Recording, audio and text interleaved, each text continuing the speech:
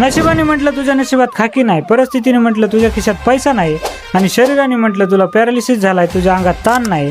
पण या तिन्हीचे छातेडाव पाय देऊन ज्यांनी खाकीवर स्टार मिळवले त्या जिद्दी वाघाचं नाव आहे चंद्रकांत महादेव मुळे. लोकांना फक्त खाकीवर स्टार दिसतात, पण त्यामागचं रक्त, घाम आणि अश्रू दिसत नाहीत. बीड जिल्ह्याच्या वडवणा गावचा हा मुलगा, आईवडील ऊसतोड कामगार, स्वतः पैशासाठी 2 वर्ष ऊसतोड केली. महिना 1200 रुपयावर कापड दुकानात काम केलं. पोलीस बनण्याचं स्वप्न होतं, पण पैसे भरायला नसल्यामुळे 2 वेळा अकॅडमीतून बाहेर काढलं गेलं.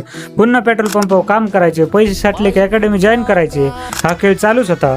शेवटी पैशाचा जुगाड झाला नाही तेव्हा गावाकडील शेतात बैलगाडीलाच आपली लायब्ररी बनवून त्यांनी अभ्यास केला आणि 2014ला ते पोलीस झाले. पण संघर्ष इथंच थांबला नाही. PSI व्हायचं होतं. पोलीस ड्युटी सांभाळून अभ्यास सुरू केला. पण 2021 मध्ये अचानक अर्धांगवायू म्हणजेच पॅरालिसिसचा झटका आला.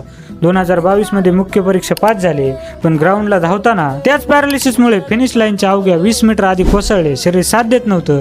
हाताने रांगत रांगत त्यांनी फिनिश लाईन पार केली, पण त्या प्रयत्नात अपयश आलं आणि आता सगळं संपल्यासारखं वाटलं. पण वाघाने हार मानली नाही. नव्या जोमाने झपाटल्यासारखा अभ्यास सुरू केला. रूम मध्ये सगळीकडे भिंतीवर अभ्यास लिहून टाकला.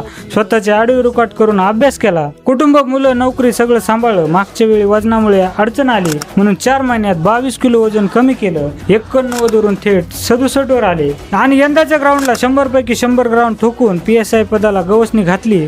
आणि आज चंद्रकांत गंगा महादेव मुळे साहेब आपले स्वप्न जगत आहेत. मित्रांनो, चंद्रकांत मुळे साहेबांचा हा प्रवास आपल्याला एकच गोष्ट शिकवतो. तुमची सध्याची परिस्थिती कशी असू दे, किती मोठं संकट येऊ दे, तुमच्यात जर लढण्याची जिद्द असेल तर नशीबही बदलल्याशिवाय राहत नाही. तुमच्यातही लढण्याची जिद्द असेल तर कमेंटमध्ये जय हिंद नक्की लिहा. आणि अशाच प्रेरणादायी गोष्टी पाहण्यासाठी तुमच्या अहवाल आत्ताच फॉलो